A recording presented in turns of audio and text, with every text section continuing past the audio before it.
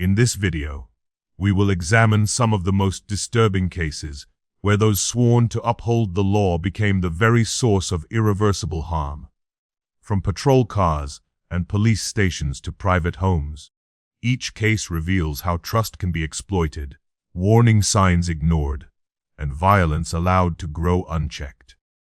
What happens when the badge no longer protects the innocent, but shields the danger itself?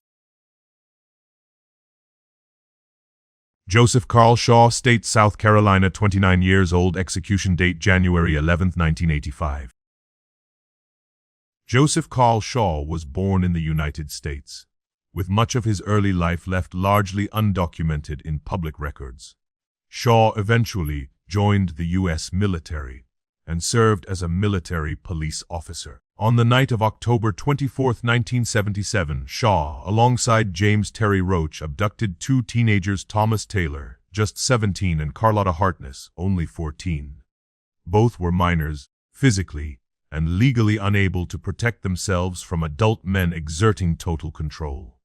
The pair were taken to a remote, rural area of South Carolina, an intentional choice, prosecutors would argue, designed to eliminate witnesses and delay discovery. The teenagers were attacked and then shot. Their lives ended not in a moment of chaos, but through deliberate action. Their bodies were left outdoors, abandoned in darkness, as Shaw and Roach drove away, leaving behind a crime scene that spoke of power asserted without resistance. The shock of the murders spread quickly through the community, but the investigation moved with uncommon speed. Physical evidence recovered at the scene, combined with witness statements and subsequent questioning, led authorities directly to Shaw and Roach. By the end of 1977, both men were in custody. What emerged during interrogation would shape the narrative of the case for decades. Shaw admitted his central role in the killings, while Roach described Shaw as the dominant figure, the one who controlled the situation, made the decisions, and ultimately pulled the trigger.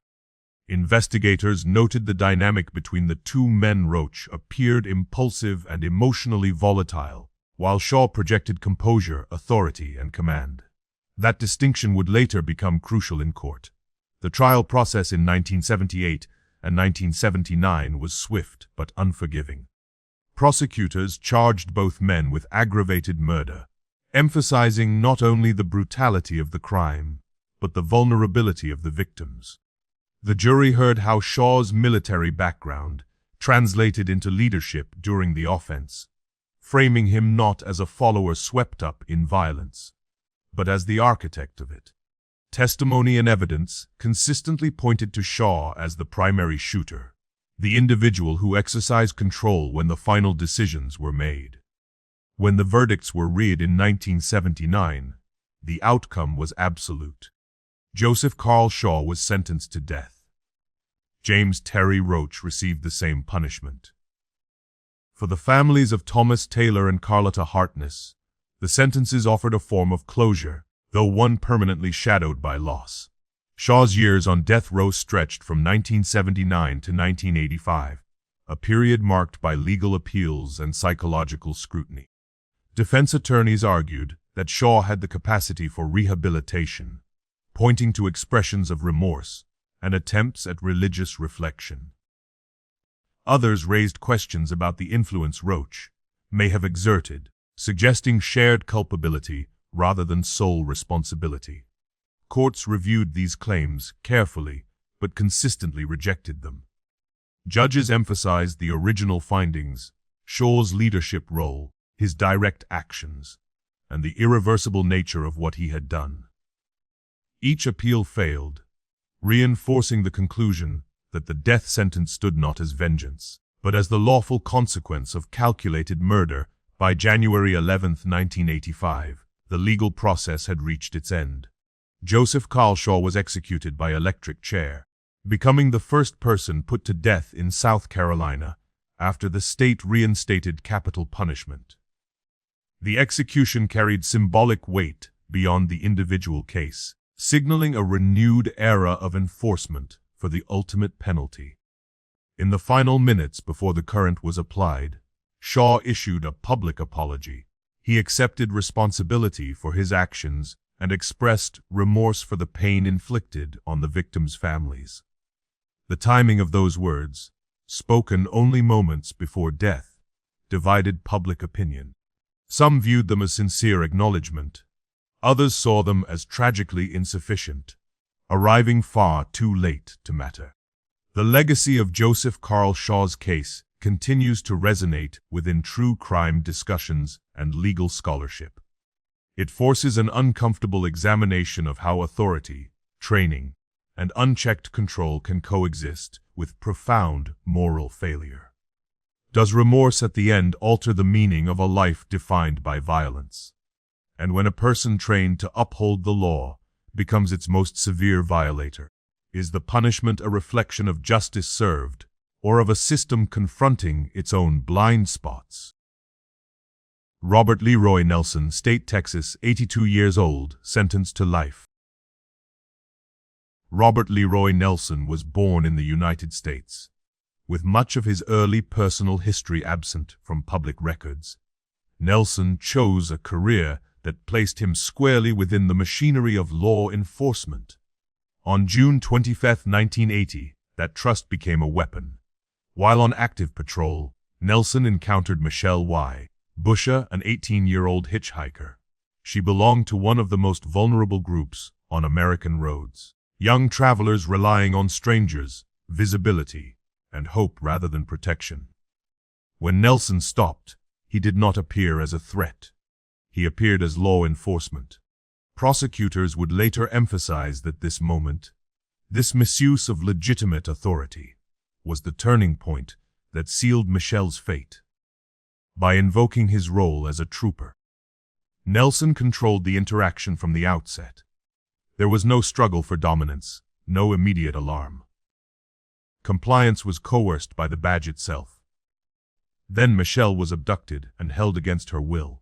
During her captivity, Nelson subjected her to prolonged physical torture, including the deliberate removal of her fingernails, an act investigators described as calculated and sadistic rather than impulsive. The violence escalated until it reached its final conclusion: Nelson murdered her. Her body was later discarded in a remote area, hidden by distance rather than ingenuity, left to decompose far from immediate discovery. The most disturbing element was not only the brutality of the act, but the context in which it occurred. Nelson was not off duty. He was working. The crime unfolded under the umbrella of lawful authority, transforming routine patrol into a private hunting ground. When Michelle's body was eventually found, the case stalled almost immediately. Although investigators suspected foul play, her identity could not be conclusively established at the time. Without a name, without a clear timeline, and without witnesses, the case drifted into the growing archive of unsolved murders. From 1980 through 1987, the investigation remained largely dormant. During those years, additional reports of missing persons surfaced along the same routes Nelson routinely patrolled. The pattern raised quiet suspicions among some investigators, but suspicion alone was not enough. Nelson continued his life, shielded by the same uniform that had enabled the crime. The silence of the case became part of its tragedy. The break came in 1988, during a broader review of unresolved cases. Advances in investigative methods and renewed scrutiny of law enforcement conduct reopened old files. Nelson was re-examined not as a protector, but as a potential suspect. Under renewed questioning and mounting pressure, the story unraveled. Nelson confessed to the killing of Michelle Busha. His admission confirmed what evidence alone had not been able to prove for 8 years. The murder had been committed by a state trooper acting under color of law. He was charged with kidnapping, torture, and murder, crimes that stripped away any remaining presumption of authority or legitimacy. Later that same year, Nelson was sentenced to life in prison without the possibility of parole. The court's decision was unequivocal. there would be no chance for release, no future reintegration into society. For the state, the sentence represented a definitive rejection of the abuse of power that defined the crime. For the victim's family, however, the outcome remained incomplete. Michelle's identity, though known through confession, had not yet been scientifically confirmed. The case, while legally resolved, remained emotionally unresolved. From 1988 through 2014, Nelson remained incarcerated as investigators and journalists continued to revisit the implications of his actions. Questions lingered about whether Michelle was his only victim. Given his access to highways, his familiarity with vulnerable populations, and the absence of surveillance in rural patrol zones, some believed the confirmed murder represented only a fragment of a larger pattern. No additional charges were filed. The evidence, once again, was insufficient. The uncertainty became part of the case's legacy. In 2015, modern DNA technology finally closed the remaining gap. Forensic testing conclusively identified the remains as Michelle Y. Busher, confirming what had been known informally for decades. After 35 years, her family received scientific proof of her fate. The case was officially closed from both a legal and forensic standpoint. The resolution came long after Nelson had been removed from society, underscoring a harsh reality. Justice can be delayed even when the perpetrator is already behind bars. Marcus Eberhart, State, Georgia, 51 years old, sentenced to life. Marcus Eberhart was born in the United States. With little of his early life publicly documented, Eberhart joined the East Point Police Department in Georgia and built a career that placed him inside a system designed to control volatile situations. On April 21, 2014, Eberhart and fellow officer Howard Weems responded to an encounter involving Gregory Lewis Towns, Jr., a 24-year-old man. The situation escalated quickly, but not in the way police typically describe life-threatening confrontations. Towns was restrained and placed in handcuffs. According to later evidence, he no longer posed an immediate danger to officers or bystanders. That detail would become central to everything that followed. Over the next 6 minutes, Eberhart and Weems repeatedly deployed their tasers against Towns's body. The devices, marketed and trained as less lethal alternatives to firearms, were used not once or twice, but a total of 47 times. The number itself shocked even seasoned investigators. By the end of the encounter, Towns collapsed, lost consciousness, and died either at the scene or shortly thereafter. Public reaction was swift and intense. The death of a handcuffed man, subjected to repeated electrical shocks, ignited outrage across Georgia and beyond. Protests erupted, and media coverage fixated on a single, disturbing contradiction. How could a weapon labeled non-lethal be used in a way that proved fatal? Initial police statements struggled to reconcile that contradiction, but the evidence spoke with clarity. Autopsy findings linked Towns's death directly to the cumulative effects of repeated electrical exposure, combined with physical restraint. Video footage and witness testimony reinforced the same conclusion. Towns was not fighting back when the tasers continued to fire. The incident was no longer framed as a tragic accident, but as a potential criminal act. As investigators reconstructed the timeline, attention increasingly focused on Eberhart's role. As a supervising officer, he was not merely present, he carried command responsibility. Prosecutors argued that the repeated taser deployments were not the product of confusion or panic, but of decisions made and reinforced in real time. Each trigger pull extended the encounter, escalating the physiological stress on Towns's body. Medical experts testified that prolonged electrical shocks can disrupt heart rhythm, impair breathing, and overwhelm the body's ability to recover. In this case, restraint did not bring control. It became part of the mechanism of death.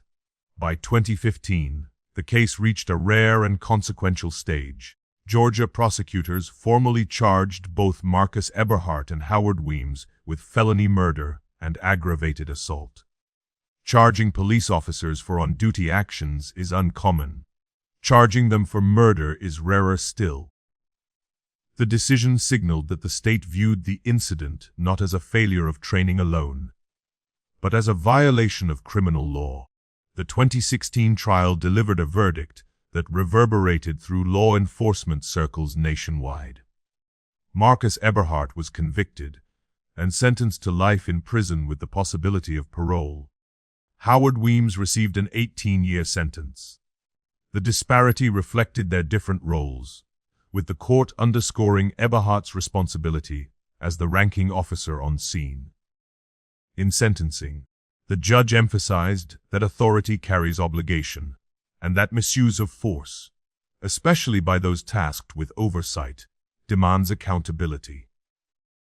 The courtroom fell silent as the sentence was read, marking one of the most severe penalties ever imposed in Georgia for police use of excessive force.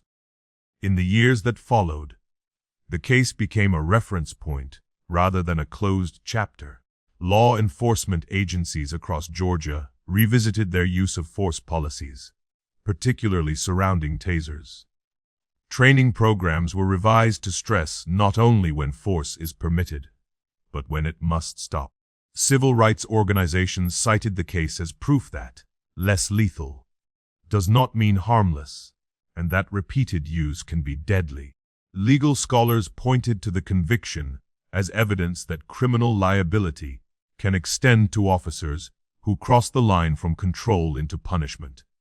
Marcus Eberhart's name is now inseparable from a broader reckoning over policing tools and accountability. If a man can die while handcuffed under the watch of trained officers, how many times can force be justified before it becomes something else entirely? David Middleton, State, Nevada, 64 years old, death row. David Middleton was born in the United States. Middleton entered law enforcement by joining the Miami Police Department in Florida.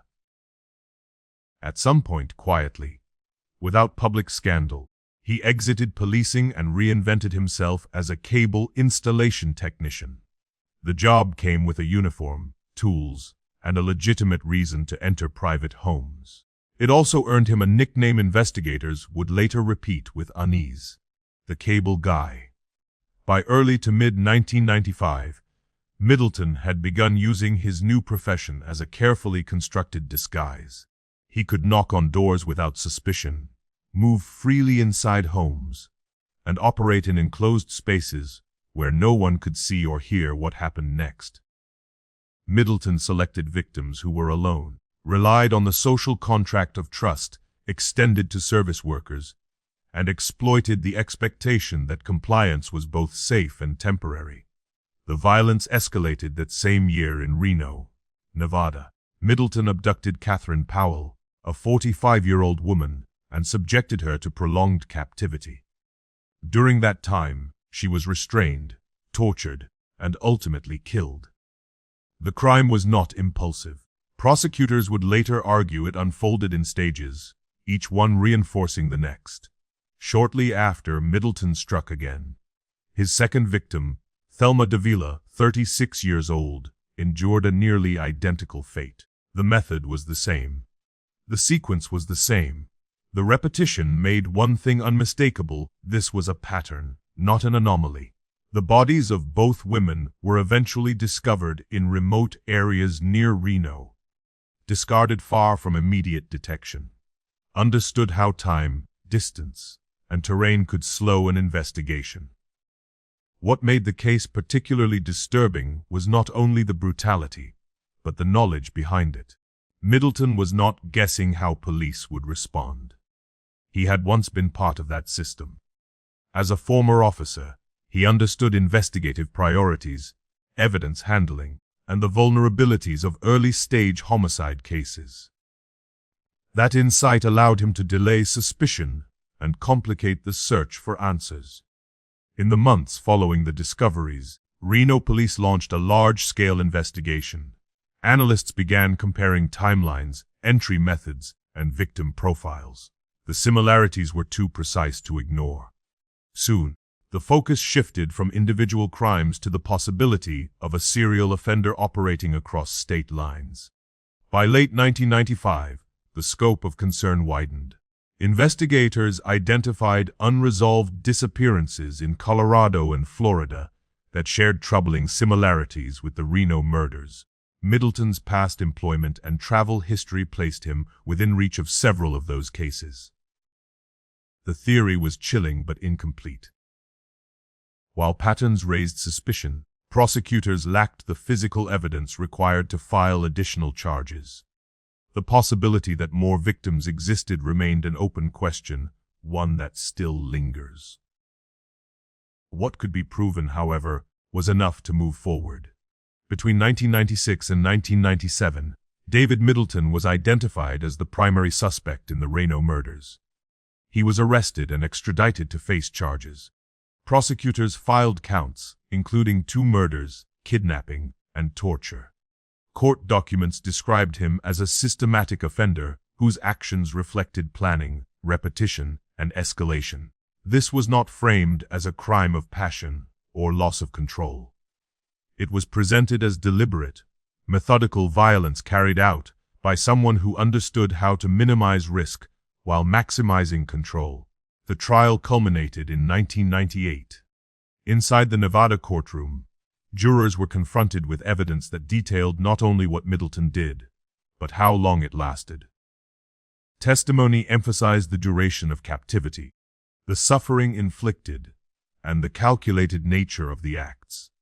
The jury ultimately concluded that the crimes met the threshold for the most severe punishment available under state law.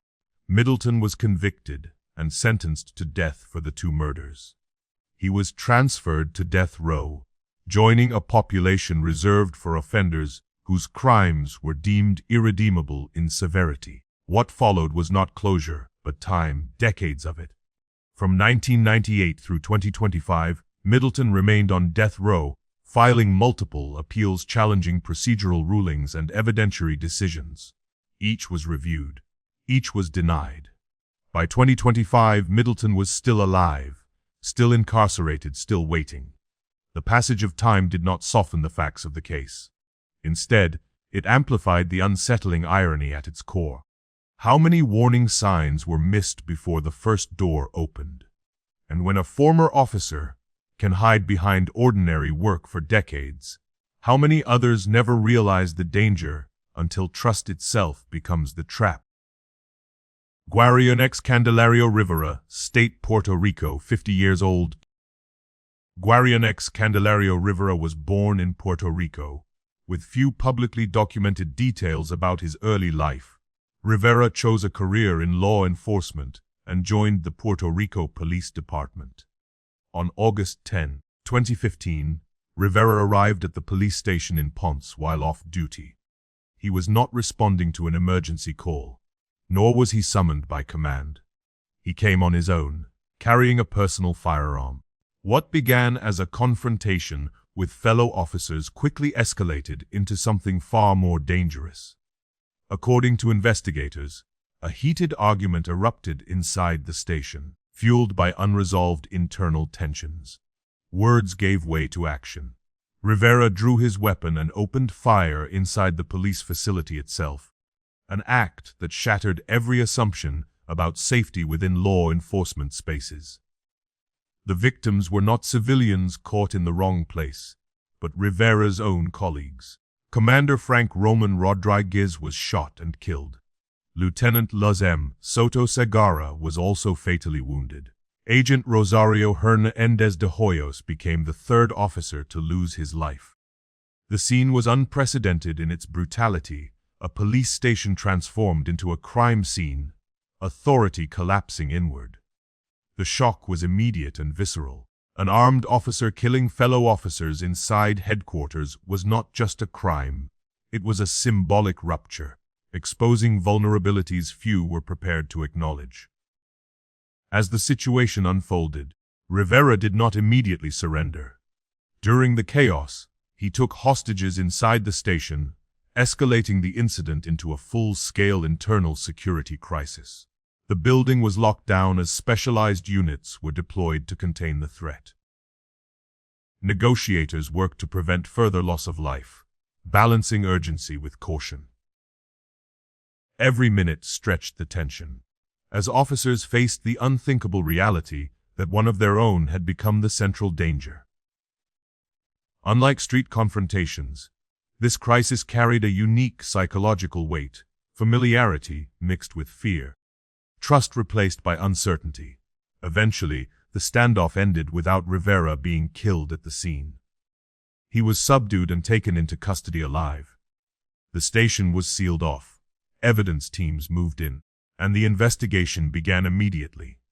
What had unfolded in minutes would take months to fully reconstruct. Ballistics, witness statements, internal communications, and psychological evaluations were all pulled into a case that demanded answers beyond the question of guilt. The public wanted to know how such an attack could happen inside a police station, and why warning signs, if they existed, had not stopped it.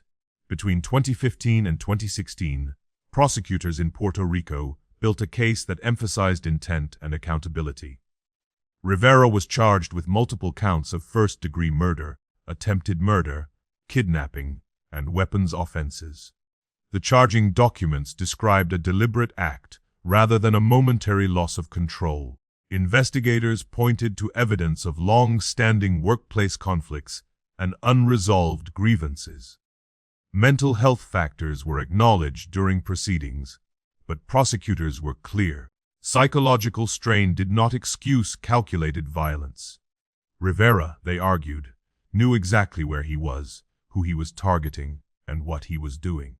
The trial that followed forced the court to confront uncomfortable truths about institutional pressure and personal responsibility.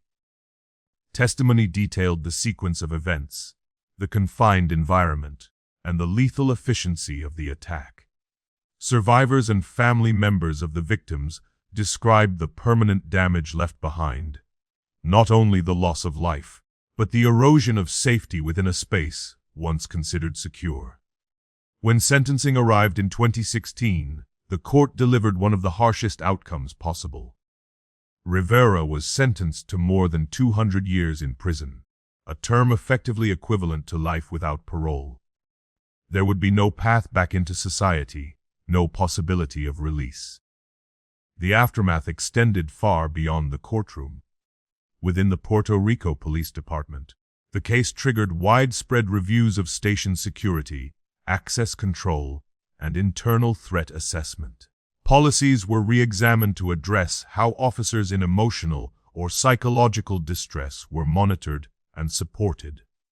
Mental health evaluations became a focal point, not as a shield against accountability, but as a preventative measure. The goal shifted toward identifying crises before they turned violent. The case leaves behind a haunting question that continues to resonate in law enforcement agencies worldwide. When the threat comes from inside the badge itself, who is responsible for seeing it coming? And how many lives depend on that answer? Eric Glenn Banks, Jarrah State, Maryland, 37 years old. Eric Glenn Banks Judah was born in the United States, with limited public information about his early years. Banks chose a career in law enforcement and joined the Baltimore Police Department. The internal records examined later would paint a more complicated picture. Behind the professional role, investigators would identify patterns of personal instability and unresolved family conflict. As time went on, those personal pressures intensified. The home environment became strained, then combustible. According to later findings, warning signs surfaced: conflict, instability, escalating tension. But no effective intervention followed. Whether through missed opportunities or systemic hesitation, the signals were not treated as urgent threats. The presence of a firearm in this environment would later become impossible to ignore. In 2021, that tension reached a point of no return. Banks arrived at the residence where his stepson, Dason DJ Jones, lived. DJ was 15 years old, still a minor, still dependent, still defenseless against adult force. Inside that home, a confrontation escalated into domestic violence. At some point during the altercation, Banks fired a gun. The shot struck DJ, killing him. There was no chase, no street encounter, no ambiguity about threat levels. The victim was a child, shot inside what should have been a place of safety. The shock of the case was immediate and visceral. A police officer had killed his own stepson. When Baltimore police officers arrived at the scene, the danger was not yet over. Banks did not comply with commands. Instead, he resisted, escalating the situation further. In a moment that stunned even seasoned responders, Banks attempted to disarm one of the officers on scene. The risk multiplied instantly. A domestic homicide had become an active officer safety crisis. Backup units moved quickly, and Banks was eventually subdued without additional loss of life. But the implications were clear. This was not only a murder, it was a collapse of control by someone trained to maintain it. Banks was taken into custody and formally charged later in 2021. Prosecutors filed counts, including second-degree murder and attempted disarming of a police officer. The case was categorized as a severe instance of domestic violence involving a member of law enforcement, placing it under intense public and legal scrutiny.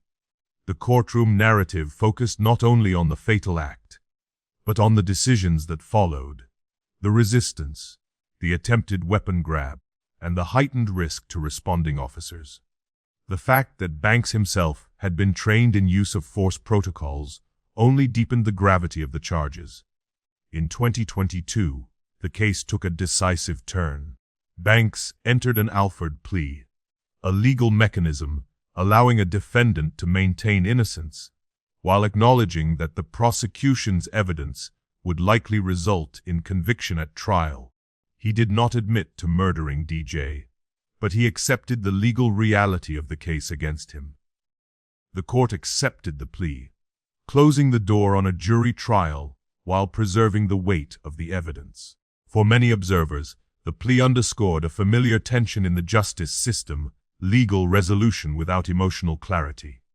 From 2022 through 2025, Banks remained incarcerated while awaiting sentencing. During this period, the court reviewed extensive material: the age of the victim, the domestic setting, the use of a firearm, and the attempted disarming of police officers. Each factor compounded the severity of the case. DJ's age was impossible to overlook. He was not a bystander or an accidental victim. He was a child caught in an adult's collapse. Prosecutors emphasized that the danger did not end with the shooting, highlighting Banks's actions toward responding officers as evidence of continued volatility. In 2025, sentencing brought a measure of finality. The court imposed a 42-year prison term. Given Banks's age, the sentence was widely viewed as a de facto life sentence. There would be no realistic opportunity for early release, no return to public life. The ruling reflected not only punishment, but condemnation of the violence, of the abuse of authority, and of the systemic failures that allowed warning signs to go unaddressed. These cases force us to confront an uncomfortable reality. The justice system is not only tested by criminals outside its ranks, but by those within it. Each verdict closed a legal chapter, yet left deeper questions unresolved about oversight, accountability, and prevention. Were these isolated failures of individuals or symptoms of systems that reacted too late?